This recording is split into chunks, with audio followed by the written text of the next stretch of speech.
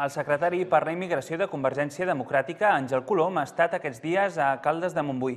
Colom ha demanat que no es culpi la immigració de la crisi econòmica.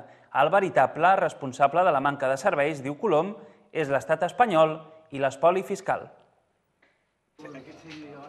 Àngel Colom, antic home fort d'Esquerra Republicana, impulsor del Partit per la Independència i ara per ara secretari per la Immigració de Convergència Democràtica, ha estat a Caldes per mantenir una reunió amb part de la població immigrant del municipi. Colom manté aquestes reunions per tot el territori per acostar el partit i la societat catalana als nouvinguts. Sobretot fa, segons diu, una tasca de país. Desitgem que tinguin els mateixos drets, els mateixos deures i les mateixes oportunitats que tots els que vivim aquí, i que entre tots plegats que estem en el mateix vaixell, que és el vaixell català, ens l'hem de portar a bon port. La crisi i l'atur estan portant a parlar molt de la immigració i la seva integració. Per Colom, la societat és tensa. Jo no vull pensar i vull demanar a la gent que no vegi la immigració com un problema per Catalunya. El problema que Catalunya té és Madrid. El problema que Catalunya té és l'estat espanyol. El problema que Catalunya té és que ens estan espoliant 22.000 milions del producte interior brut de Catalunya cada any. Per culpa d'això, falten serveis i infraestructures, diu Colom. La principal preocupació dels immigrants és comuna a la població autòctona, la manca de feina. Un problema que afecta a 4 de cada 10 nouvinguts. En aquest sentit, Colom assenyala vies de sortida. Per un costat, el canvi polític a Catalunya. Per altra banda, l'emprenedoria. Hi ha més de 20.000 petites empreses creades en 10 anys per nouvinguts. La comunitat xinesa i la pakistanesa, en aquest sentit, són les més emprenedores.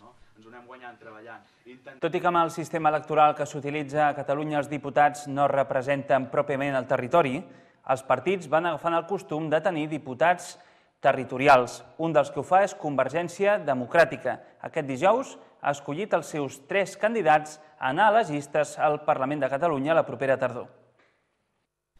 És el diputat paratà de Convergència i Unió, Jordi Turull, repartint tríptic sobre el traspàs de competències de Rodalies a la Generalitat a l'estació de Granollers Centre. Turull, diputat al Parlament durant els últims 4 anys, repetirà com a candidat vallesà de Convergència Democràtica al Parlament. Així ho ha decidit aquest dijous l'Assemblea Comarcal de Convergència a Vilanova del Vallès.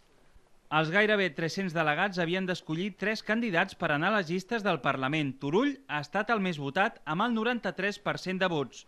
En la terna l'acompanyaran Meritxell Budó, alcaldessa de la Garriga 9 mesos entre els anys 2007 i 2008. Budó és l'actual cap de l'oposició al municipi. La garriguenca ha rebut 147 vots de 259 possibles.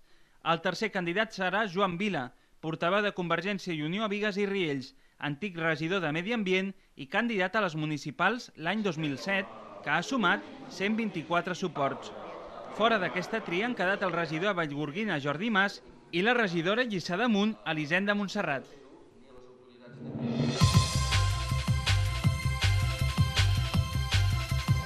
El passat 18 de maig es va celebrar el Dia Internacional dels Museus. Entre d'altres, el Museu de Granollers va obrir les seves portes en horari nocturn.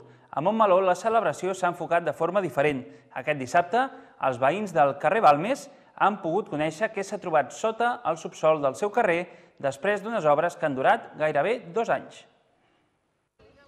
Un grup de veïns de Montmeló han conegut de primera mà aquest dissabte què hi havia al subsòl del carrer Balmes del municipi, una via que ha estat gairebé 2 anys d'obres. És una zona protegida per al catàleg de patrimoni arqueològic de la Generalitat de Catalunya i per tant això ens ha portat a que les obres han durat més del que ens hagués agradat.